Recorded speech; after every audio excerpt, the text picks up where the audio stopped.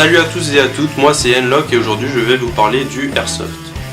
Alors juste avant de commencer la vidéo, si vous ne connaissez pas l'Airsoft, je vous précise que ceux-ci, ce sont des jouets et non des vraies armes et je vous expliquerai ça un peu plus tard dans la vidéo.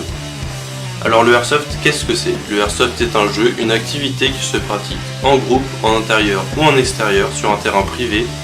Alors ce loisir peut avoir des points communs avec le paintball, les jeux vidéo un peu comme Counter-Strike, Battlefield, Medal of Honor, tous les jeux un peu comme ça en FPS. Sauf que la première différence est qu'on ne se tire pas dessus ni avec des balles comme dans les jeux vidéo, ni avec des grosses billes pleines de peinture comme au paintball, mais on se tire dessus avec des petites billes en plastique comme on connaît tous, puisque ceux-ci ne sont que de gros pistolets à billes. Donc maintenant passons aux gros pistolets à billes nommés répliques. De base, les répliques ont été créées pour les collectionneurs d'armes qui n'avaient plus le droit d'en posséder. Le Airsoft est venu après grâce à ces répliques qui pouvaient tirer de petites billes en plastique. Celles-ci peuvent aussi maintenant être collectionnées sans être utilisées pour le Airsoft. Ils tirent à l'aide de gaz ou d'air comprimé et ils peuvent passer du petit pistolet de base jusqu'au lance-grenade en passant par le sniper, les fusils d'assaut, les fusils à pompe et toutes les autres armes existantes ou non qui peuvent être adaptées en réplique. Bien sûr, si on veut de la qualité, les répliques ne sont pas données.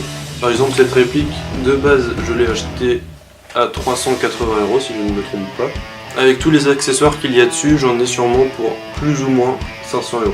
Sinon, à partir de 5 €, on peut avoir des répliques cheap, donc un peu comme celle-ci, de mauvaise qualité, tout en plastique, où il faut réarmer à chaque fois, mais je ne vous les conseille absolument pas, parce que tout simplement elles sont de mauvaise qualité.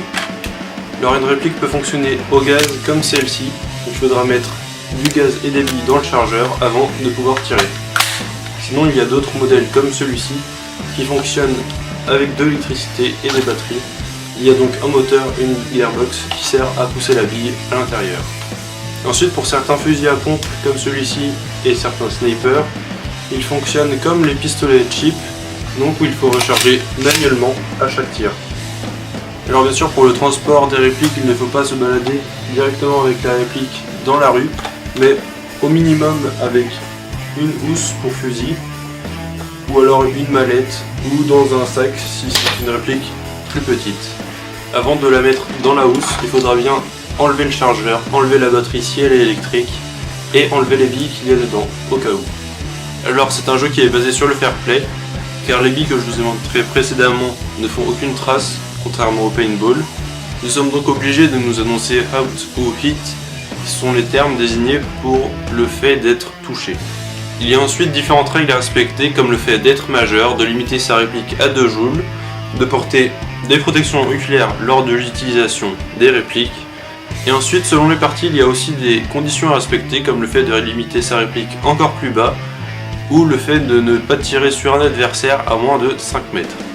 Et ensuite pour parler des protections, comme il n'y a pas que les lunettes, je vais vous présenter tout le reste.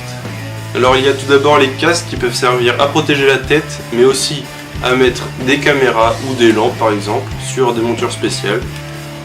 Alors pour protéger la tête, il y a les casques, mais il y a aussi par exemple une casquette de chantier avec une protection en plastique à l'intérieur. Comme vous le savez tous, les dents c'est important. Alors il existe des masques grillagés comme celui-ci qui protègent les dents, mais pas seulement. Il protège aussi le nez, tout le reste de la mâchoire et les oreilles, ce qui n'est pas négligeable. Alors on va de haut en bas, donc après la mâchoire il y a le cou. Et pour le cou, moi ce que j'utilise c'est un tour de cou de base avec une chèche, ce qui protège de tous les impacts trop puissants. Il y a ensuite le corps et les bras, il y a donc des tenues spécifiques camouflage comme les militaires qui protègent au minimum. Pour accompagner ça, il y a aussi des coudières et des gilets comme celui-ci avec plusieurs compartiments pour mettre différents chargeurs ou par exemple de l'eau ou un sac à dos. Pour le bas, il y a des pantalons du même type que la veste et des genouillères. Il est aussi conseillé de mettre des chaussures montantes comme celle-ci qui permettent une sécurité au niveau des chevilles. Il y a aussi pour les mains des gants qui peuvent faire penser à des gants de moto ou de vélo, qui sont utilisés par les vrais militaires et qui sont disponibles sur les sites de Airsoft. Bien sûr, tout ceci pour le Airsoft n'est pas obligatoire. Pour débuter, il faut juste des lunettes et une réplique, qu'elle soit cheap ou de bonne qualité. Et maintenant je vais vous montrer à quoi ressemble un airsofter tout équipé. Il y a plein de types de tenues disponibles, en commençant par la tenue civile jusqu'à la tenue qui pourrait plutôt faire penser aux forces spéciales, en passant par la tenue du policier de base, du GIGN, du GIPN, du SWAT et tous les autres métiers de ce style. Alors la tenue que je vous ai montrée n'est qu'un entre guillemets déguisement, puisque c'est une tenue de airsoft, non pas une tenue militaire, même si du matériel militaire peut servir. Ce n'est pas une tenue de quoi que ce soit d'autre, c'est comme quand on joue au cow-boy et l'indien, on se déguise en cow-boy sans pour autant en être un. Ce n'est pas parce qu'on aime l'airsoft que pour autant on veut être militaire ou qu'on est militaire. On peut jouer au airsoft comme on joue aux jeux vidéo, comme on joue au paintball, comme on joue au laser game. Ce n'est juste pas la même chose. C'est aussi un sport qui peut se jouer individuellement ou en équipe avec un scénario ou non. Pour le airsoft, les scénarios qui existent, donc c'est comme dans les jeux vidéo, donc ça peut passer de la capture de drapeau jusqu'à la reconstitution de faits réels. Une partie peut aussi se dérouler sans scénario, juste en ayant pour but d'éliminer tous les adversaires en les mettant hors jeu. Alors voilà, la vidéo est terminée, je vous souhaite une bonne journée ou une bonne soirée. Allez, ciao!